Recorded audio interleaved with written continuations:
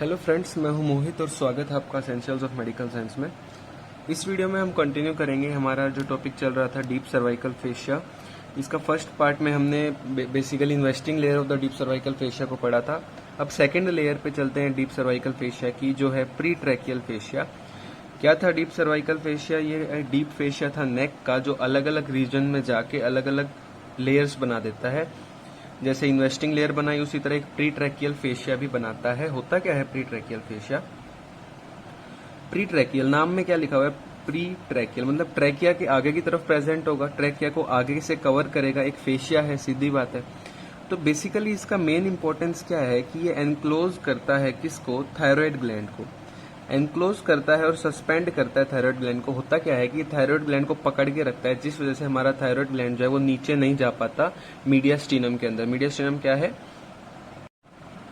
तो मैंने बोला कि मीडियास्टिनम में जाने से रोकेगा। तो मीडियास्टिनम क्या है? मीडियास्टिनम हमारी एक कैविटी है, जो थोरेसिक कैविटी के अंदर एक स्पेस होता है। थोरेसिक कैविटी जो है ना, उसके अंदर एक स्पेस है जो कि दो प्लूरा को अलग करता है। एक लंग है, उसके ऊपर प्लूरा है, दूसरी लंग उसके ऊपर प्लूरा है। दोनों प्लूरा के बीच में जो ये कैविटी है, इसे हम क्या बोलते हैं? मीडियास्टिनम। तो इस मीडियास्टिनम में गिरने से रोकता है थायराइड ग्लैंड को कौन? Pre tracheal fascia. इस डायग्राम में हम देखते हैं प्री ट्रैकियल फेशिया को और उसके अटैचमेंट्स को समझने की कोशिश करते हैं। तो ये मैंने जूम किया है। इसमें प्री ट्रैकियल फेशिया कौन सा होगा?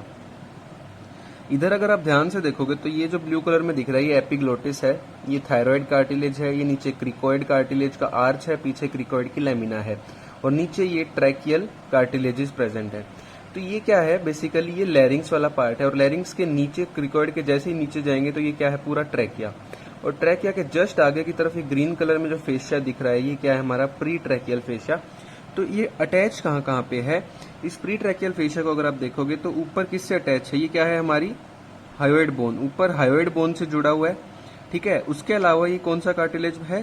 Thyroid cartilage. तो थायराइड कार्टिलेज से जुड़ा हुआ है, हायोइड से जुड़ा हुआ है। और थोड़ा नीचे आएंगे तो किससे जुड़ा हुआ है? क्रिकोइड से। ये क्या है हमारा? ये देखो, क्रिकोइड कार्टिलेज। तो ये क्या है? ये वाला हमारा क्रिकोइड कार्टिलेज है। तो किस किस से जुड़ा हुआ है सुपीरियरली हमारा pre tracheal fascia? Hyoid bone से। ये देखो ग्रीन कलर देखना, ये ग्रीन कलर की जो लाइन है ना, ये कहाँ जुड़ी है? इस पे ध्यान दो। ऊपर हायोइड बोन से, फिर थायराइड कार्टिलेज से, थोड़ा और नीचे आते हैं तो क्रिकोइड कार्टिलेज से। तो इन तीन चीजों से सुपीरियरली जुड़ा हुआ है। और नीचे जब ये जाता है तो ये देखो, ये ब्राउन कलर में जो दिख रहा है, ये है थायराइड ग्लैंड का इस्थमस। तो ये देखो थायराइड ग्लैंड को दोनों तरफ से कवर कर लिया, तो कैप्सूल बना दिया, एक फोल्स कैप्सूल बनाता है प्री ट्रैकियल फेशिया। किसके अराउंड? हमारे थायराइड ग्लैंड के अराउंड। और ये नीचे चला जाता है। नीचे जाके कहाँ मिलेगा? जाके ये नीचे जाके मिलता है हमारी जो आर्च ऑफ एओर्टा है उसके साथ ब्लेंड कर जाता है, और हर्ट की जो लेयर होती है एक फाइब्रस पेरिकार्डियम, उसके साथ ये मिक्स हो जाता है। तो नीचे जाके वहां पे मिक्स हो जाएगा। तो हमने इसकी अटैचमेंट्स देखी। अब मैं इसका आपको नोट्स में दिखाता हूँ। तो अब इसके अटैचमेंट की बात करें तो सुपीरियरली मैंने तीन जगह बताई आपको। एक मैंने दिखाया आपको हायोइड बोन से जुड़ा हुआ है। दूसरा किससे जुड़ा हुआ था? Oblique line of thyroid cartilage. Oblique line of thyroid cartilage. तो ओब्लिक लाइन थोड़ी लेटरली प्रेजेंट होती है, तो oblique line of thyroid cartilage attachment थोड़ी लेटरली है, ऊपर की तरफ लेटरली थोड़ा। और थोड़ा लेटरली चलते तो किससे जुड़ता है? क्रिकोइड कार्टिलेज से। क्रिकोइड कार्टिलेज से और लेटरली जाते, तो मोर लेटरली अगर देखें तो क्रिकोइड कार्टिलेज से जुड़ा हुआ है। नीचे की तरफ देखें तो ये एनक्लोज करता है किसको? इंफीरियर थायराइड वेन्स को एनक्लोज करता है, और उसके बाद ब्रैकियोसेफेलिक वेन्स के पीछे से होके जाता है और ब्लेंड कर जाता है। मेन बात क्या है? ये वाली ब्लेंड किसके साथ कर रहा है? नीचे arch of aorta fibrous pericardium के साथ जाके मिक्स हो जाता है। फेशिया ही तो है ना, तो फाइब्रस पेरिकार्डियम के साथ जाके मिक्स हो जाएगा। ये तो हमने सुपीरियर और इंफीरियर अटैचमेंट देखी प्री ट्रैकियल फेशिया की। आइदर साइड पे अगर हम बात करें, मतलब दोनों तरफ, तो ये क्या बनाता है? कैरोटिड शीथ का फ्रंट वाला पार्ट बनाता है। मैं आपको बताऊं, कैरोटिड शीथ का फ्रंट वाला पार्ट प्री ट्रैकियल फेशिया बनाता है, और कैरोटिड शीथ का जो बैक वाला पार्ट है वो प्री वर्टिब्रल फेशिया बनाता है। वो मैं अभी आपको बताऊंगा। तो ये दोनों चीज याद रखना। तो ये आइदर साइड पे क्या बना रहा है? फ्रंट ऑफ कैरोटिड शीथ, और फ्यूज कर जा रहा है किसके साथ? स्टर्नोक्लीडोमास्टोइड मसल के जो डीप वाला फेशिया होता है उसके साथ जाके ये फ्यूज कर जाता है दोनों तरफ। नीचे कहाँ जाके ब्लेंड करा? Arch of aorta fibrous pericardium. दोनों तरफ कहाँ जाके फ्यूज करता है? Deep fascia of the sternocleidomastoid muscle. तो अब इस डायग्राम को आप ध्यान से समझना, ये बुक वाला डायग्राम है बीडीसी का। तो इसमें ये देखो, जो आपको ये बाहर जो ये लाइन दिख रही है ना, ग्रीन ग्रीन सबसे आउटर में, देखो मेरे पेन के साथ साथ चल रहा है, जो ग्रीन आउटर लाइन है ये हमारी है investing layer of the deep cervical fascia. ठीक है, ये इन्वेस्टिंग लेयर है। आगे जो ये मसल दिख रही है ये कौन सी है, स्टर्नोक्लिडोमेस्टोइड। ठीक है, उसके बाद जो ये है बीच में, ये हमारी वर्टिब्री होगी। वर्टिब्री के साथ में ये वर्टिब्रल मसल्स हैं, और वर्टिब्रल मसल्स के आगे की तरफ एक ग्रीन कलर का फेशिया है, ये पूरा, ये देखो ये वाला जो दिख रहा है पूरा ये फेशिया ग्रीन कलर में, ये है प्री वर्टिब्रल फेशिया, क्योंकि वर्टिब्रल मसल्स के आगे है तो प्री वर्टिब्रल फेशिया। ठीक है, और अगर देखें तो ये है हमारा थायराइड ग्लैंड, और ये बीच में है ट्रैकिया और पीछे इसोफेगस। तो थायराइड ग्लैंड के आगे की तरफ देखोगे तो एक पतली सी ग्रीन कलर की लाइन है जो क्या है, प्री ट्रैकियल फेशिया। यही हमारा प्री ट्रैकियल फेशिया है। तो प्री ट्रैकियल फेशिया जो है ये क्या बना रहा है, ये जो आपको दिख रहा है स्किन कलर में ये वाला, जिसमें ये ब्लू और रेड कलर की वेन्स और आर्टरी प्रेजेंट है, तो ये जो शीथ है इसे हम बोलते हैं कैरोटिड शीथ। तो ये दोनों तरफ कैरोटिड शीथ प्रेजेंट है। कैरोटिड शीथ का आगे वाला हिस्सा क्या प्रेजेंट है, प्री ट्रैकियल फेशिया। तो कैरोटिड शीथ का फ्रंट कौन बनाता है, प्री ट्रैकियल फेशिया, और कैरोटिड शीथ के पीछे की तरफ क्या प्रेजेंट है, ये प्री वर्टिब्रल फेशिया। ये देखो पीछे प्री वर्टिब्रल फेशिया है। तो कैरोटिड शीथ का आगे वाला पार्ट कौन बनाता है, प्री ट्रैकियल फेशिया, और कैरोटिड शीथ का पीछे वाला हिस्सा कौन बनाता है, प्री वर्टिब्रल फेशिया। ये बात याद रखना।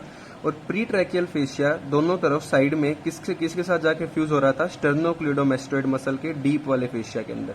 ठीक है, तो इतनी हमने अभी तक बात की है।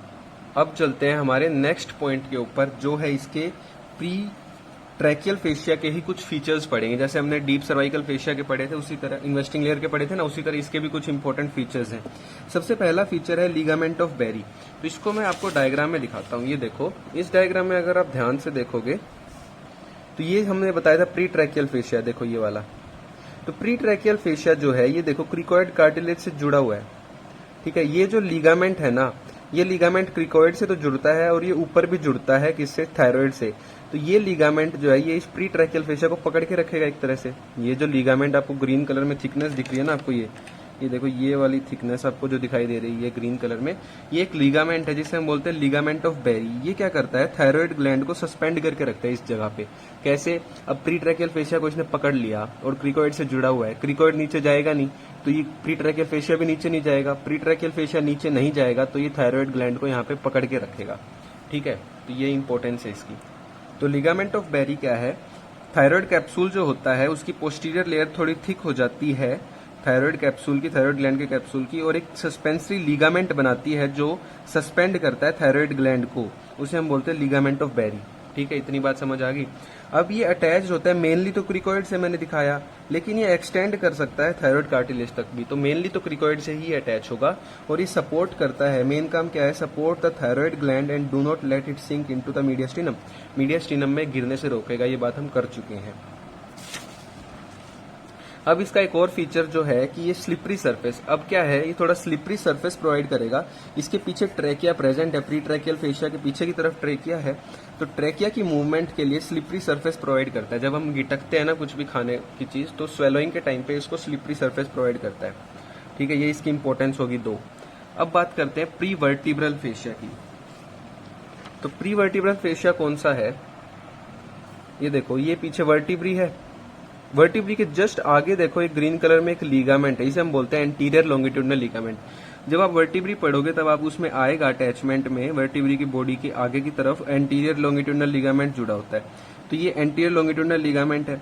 इसके जस्ट आगे एक और आपको ग्रीन लाइन दिखेगी ऊपर से नीचे तक जाती हुई, ये है हमारा प्री वर्टिब्रल फेशिया। वर्टिब्री के आगे है इसलिए बोलते हैं प्री वर्टिब्रल फेशिया। इसके थोड़ा सा और आगे देखोगे तो एक डॉटेड लाइन है पूरी नीचे ग्रीन कलर में नीचे तक जा रही है डॉटेड लाइन। ये क्या है हमारी, ये मैंने इसमें लिखी नहीं हुई, ये है हमारा फेरिंगोबैसिलर, सॉरी ये है हमारा बक्कोफेरिंजियल फेशिया। तो ये देखो, ये जो डॉटेड ग्रीन लाइन दिखाई दे रही है, ये मैंने यहाँ पे इसको भूल गया मैं करना, ये है हमारी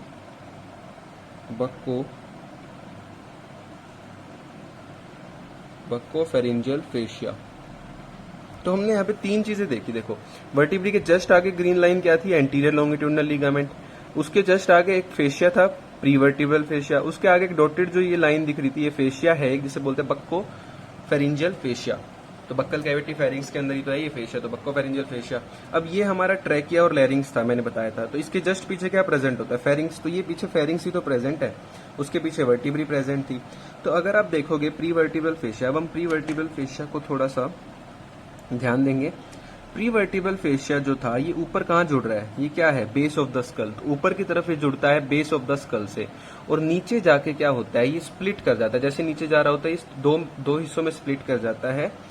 जो इसका एंटीरियर पार्ट है वो किसके साथ फ्यूज कर जाता है? बक्कोफेरिंजियल फेशिया के साथ। और इसका पोस्टीरियर पार्ट जो है वो फ्यूज कर जाता है किसके साथ? Anterior longitudinal ligament. ये देखो, ये फ्यूजन जो दिखाई हुई है मैंने, ये दिखाई हुई है प्री वर्टिब्रल फेशिया और एंटीरियर लॉन्गिट्यूडनल लिगामेंट की।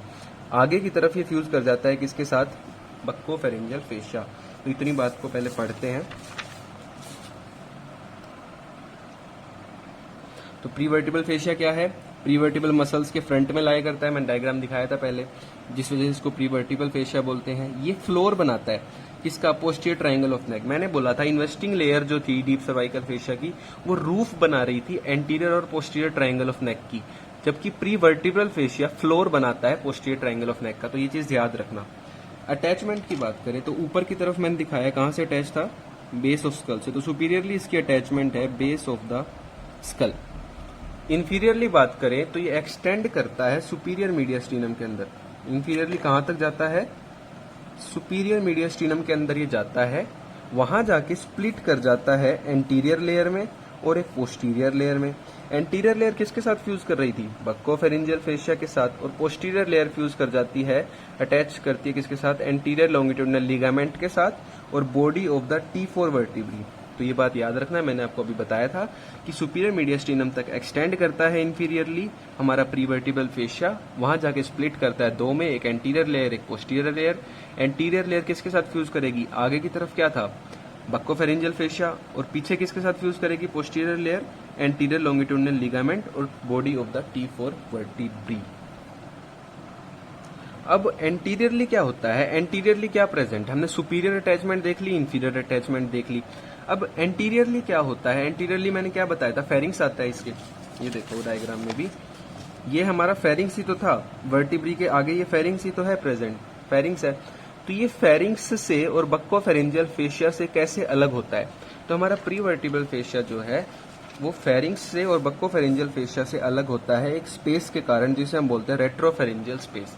क्या बोलते हैं उसको? फेरिंग्स के पीछे है इसलिए बोलते हैं रेट्रोफेरिंजियल स्पेस, जो अलग करता है प्री वर्टिब्रल फेशिया को फेरिंग्स से और बक्कोफेरिंजियल फेशिया से। अब दो ही चीज तो आगे प्रेजेंट थी ना प्री वर्टिब्रल फेशिया के, एक फेरिंग्स प्रेजेंट था, एक बक्कोफेरिंजियल फेशिया, उनसे अलग करता है रेट्रोफेरिंजियल स्पेस। सीधी बात है। रेट्रोफेरिंजियल स्पेस में लिम्फ नोड्स भी प्रेजेंट होती हैं, ये थोड़ी सी इंपॉर्टेंट बात है याद रखने के लिए। नेक्स्ट अगर हम एंटीरियरली बात करें, लोअर पार्ट ऑफ नेक में मैंने बताया था प्री वर्टिब्रल और बक्कोफेरिंजियल फेशिया फ्यूज कर जाते हैं लेटरली। अब एंटीरियरली भी देख लिया। अब दोनों साइड लेटरली अगर हम बात करें प्री वर्टिब्रल फेशिया के, तो ये ट्रेपीजियस मसल के डीप में लाई करता है और फेशिया ऑफ स्टर्नोक्लिडोमेस्टोइड से अटैच होता है। प्री ट्रैकियल फेशिया हमने इससे पहले पढ़ा था।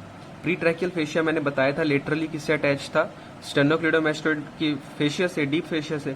ये भी इसी से ही अटैच होता है लेटरली, फेशिया ऑफ स्टर्नोक्लिडोमेस्टोइड से, और ट्रेपीजियस के डीप में लाई करता है। इसका डायग्राम तो ये देखो, ये हमारा पूरा वर्टिब्री के आगे वाला हिस्सा, ये प्री वर्टिब्रल फेशिया है पूरा।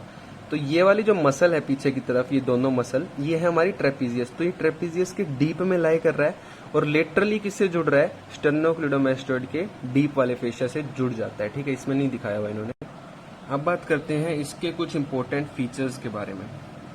अब दो प्लेक्सस आएंगे, एक ब्रेकियल प्लेक्सस, एक सर्वाइकल प्लेक्सस। वो दोनों प्लेक्सस इसके पीछे लाया करते हैं। तो दो प्लेक्सस हैं, एक सर्वाइकल प्लेक्सस और ब्रेकियल प्लेक्सस, वो पीछे लाया करते हैं, प्री ट्रैकियल फेशिया के पीछे प्रेजेंट होते हैं। प्री ट्रैकियल मैंने यहाँ पे लिख दिया गलती से, यहाँ पे प्री वर्टिब्रल फेशिया आएगा।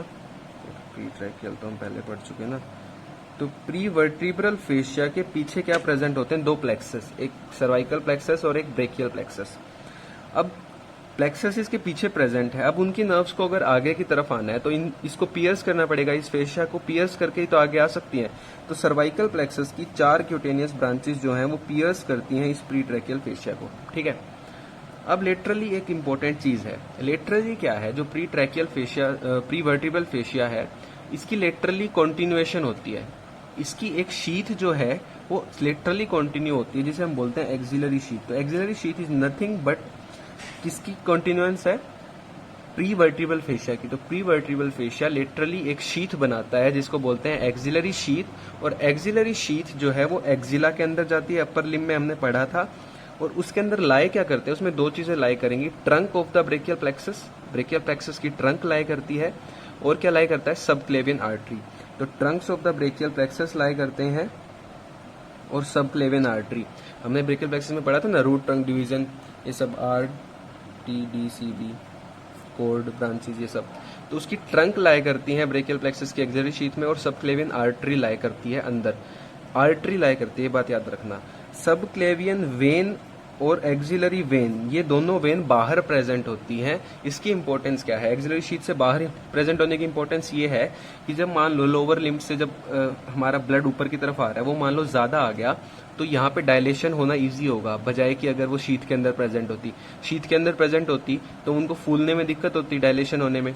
लेकिन ये बाहर प्रेजेंट है तो डायलेशन इजीली हो सकता है अगर ओवर नीचे से ब्लड ज्यादा ऊपर आता है तो, ठीक है। उसके बाद एक इम्पोर्टेंट फीचर है कि अब क्या प्रेजेंट है? प्री ट्रैकियल के आगे क्या था? ट्रैकिया था, तो उसको इजी मूवमेंट में हेल्प कर रहा था वो। प्री वर्टिब्रल के आगे क्या प्रेजेंट है? फेरिंग्स प्रेजेंट है, ईसोफेगस प्रेजेंट है, उसके अलावा कैरोटिड शीथ भी प्रेजेंट है साइड में आगे की तरफ, ठीक है। तो ये एक फिक्स्ड बेस प्रोवाइड करता है उनकी मूवमेंट के लिए, फेरिंग्स की, ईसोफेगस की और कैरोटिड शीथ की मूवमेंट के दो टाइम की मूवमेंट के लिए फिक्स्ड बेस प्रोवाइड करता है। कब मूवमेंट होगी उनकी? मान लो हम गर्दन इधर उधर हिला रहे हैं तो उनकी मूवमेंट होगी, या हम कोई खाना खा रहे हैं, गिटक रहे हैं कोई चीज, तो उस चीज में एक बेस प्रोवाइड करता है, मतलब इन चीजों को एक जगह टिका के रखता है, उनको नहीं हिलने देगा इतना, समझ गए। तो हमने दो टॉपिक कवर कर लिए, pre tracheal fascia, pre vertebral fascia. अब लास्ट जो बच गया वो है कैरोटिड शीथ। देखो, जो मैंने आपको एक बुक में डायग्राम दिखाया था ना बीडीसी में, वो बहुत ही ज्यादा इंपॉर्टेंट डायग्राम है। उससे एक बार आप पता है क्या करना, एक तो सारी शीथ एक बार देख लेना, बाहर क्या थी, इन्वेस्टिंग लेयर थी, फिर मैंने साइड में दो कैरोटिड शीथ दिखाई, बीच में प्री ट्रैकियल फेशिया था, पीछे प्री वर्टिब्रल फेशिया था, पीछे ट्रेपीजियस थी, आगे स्टर्नोक्लेडोमास्टोइड थी। तो ये सब चीजें आप एक बार ध्यान आ जाएंगी ना, आपके दिमाग में बैठ जाएंगी ना, तो दिक्कत नहीं होगी याद करने में। अभी चलते हैं कैरोटिड शीथ। तो कैरोटिड शीथ की ज्यादातर बातें हम कर चुके हैं। क्या मैंने बताया था ना, कैरोटिड शीथ आगे की तरफ कौन बनाता है? Pre tracheal fascia. और कैरोटिड शीथ का पीछे वाला हिस्सा कौन बना रहा था? Pre vertebral fascia. तो ये कंडेंसेशन है किसकी? फाइब्रो एरियोलर टिश्यू की। कंडेंसेशन है, फाइब्रो एरियोलर टिश्यू कंडेंस होके क्या बना रहा है? कैरोटिड शीथ बनाता है। किसके around? Main vessels of neck. Neck के अंदर जो मेन वेसल्स है उसके अराउंड एक शीथ है। जैसे एक्सिलरी शीथ तो हमारे ब्रेकियल प्लेक्सस के लिए थी, सबक्लेवियन आर्टरी की थी, उसी तरह कैरोटिड शीथ हमारे नेक के अंदर जो मेन वेसल्स हैं उसके अराउंड एक शीथ बनी हुई है, ठीक है। तो कैसे बनती है ये देखें। एंटीरियर एस्पेक्ट पे कौन बनाता है?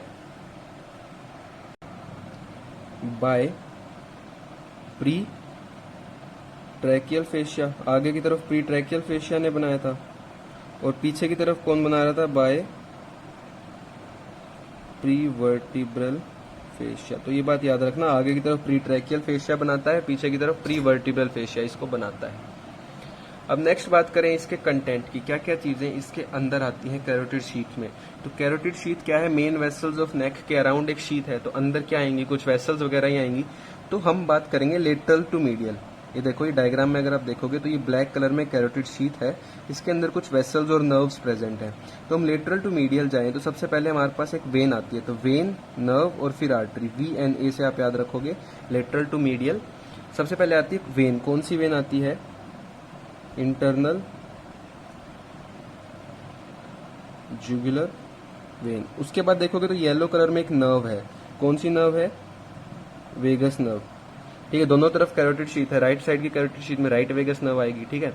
तो इंटरनल जुगुलर वेन आई, और लेटरली गए तो वेगस नर्व आई। उसके अलावा एक आर्टरी आती है जिसे देखो कॉमन कैरोटिड आर्टरी बोल देंगे, या फिर क्या आएगी? Internal carotid. एक्सटर्नल कैरोटिड याद रखना, ये अंदर नहीं लाई करती। एक्सटर्नल कैरोटिड कैरोटिड शीथ से बाहर निकल जाती है। तो क्या आती है इसके अंदर? कॉमन कैरोटिड आर्टरी, या फिर हम क्या बोल सकते हैं? इंटरनल कैरोटिड आर्टरी बोल सकते हैं, क्योंकि एक्सटर्नल कैरोटिड बाहर चली जाती है। तो देखो, कॉमन कैरोटिड की दो ब्रांचेज होती है ना, एक इंटरनल कैरोटिड और एक एक्सटर्नल कैरोटिड। तो इंटरनल कैरोटिड लाई करती है इसके अंदर, कैरोटिड शीथ के अंदर।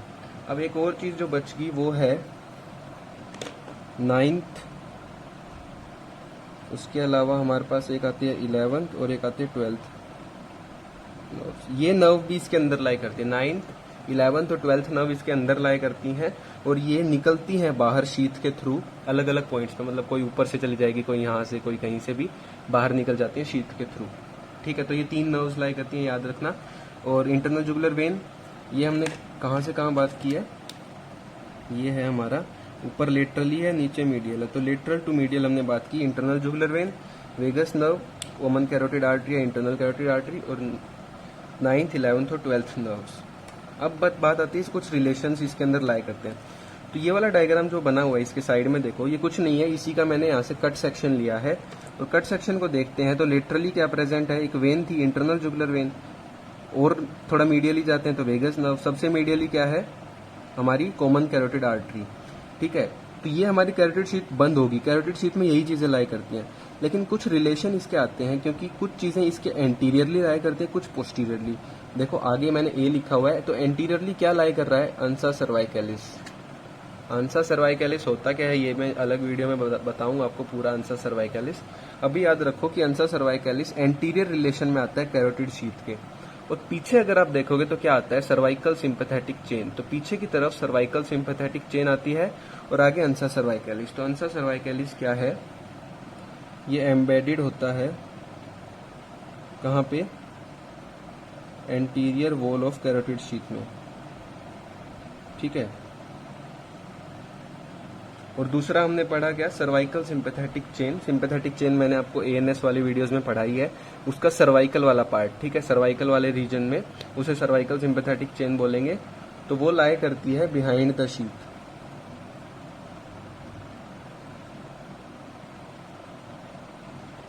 अच्छा, एक बात इंपॉर्टेंट है कि कैरोटिड शीथ के जस्ट पीछे क्या प्रेजेंट होता है।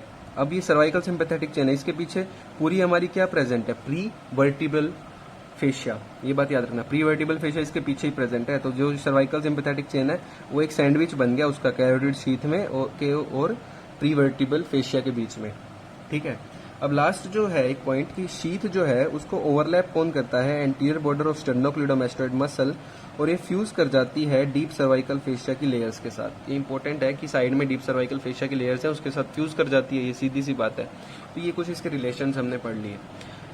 तो ये टॉपिक थोड़ा इम्पोर्टेंट है, थोड़ा सा समझ में आना भी मुश्किल है इसको, क्योंकि थोड़ा टफ टॉपिक है। थोड़ा आपको अपनी इमेजिनेशन पावर को बढ़ाना होगा इसको याद करने के लिए। अपना डायग्राम इसका देखो, डायग्राम को समझो, फिर ये चीज़ें ईजी हो जाएंगी। तो हमने बात की इस वीडियो में pre vertebral fascia, pre tracheal fascia, carotid sheath, इन 3 चीज़ों की। अब मैं एक वीडियो में इसका क्लिनिकल भी आपको बता दूंगा सारा। तो अगर आपको वीडियो अच्छी लगी हो तो प्लीज़ लाइक कर देना, ज़्यादा से ज़्यादा शेयर कर देना, और प्लीज़ चैनल को सब्सक्राइब कर दिया करो। Thank you so much.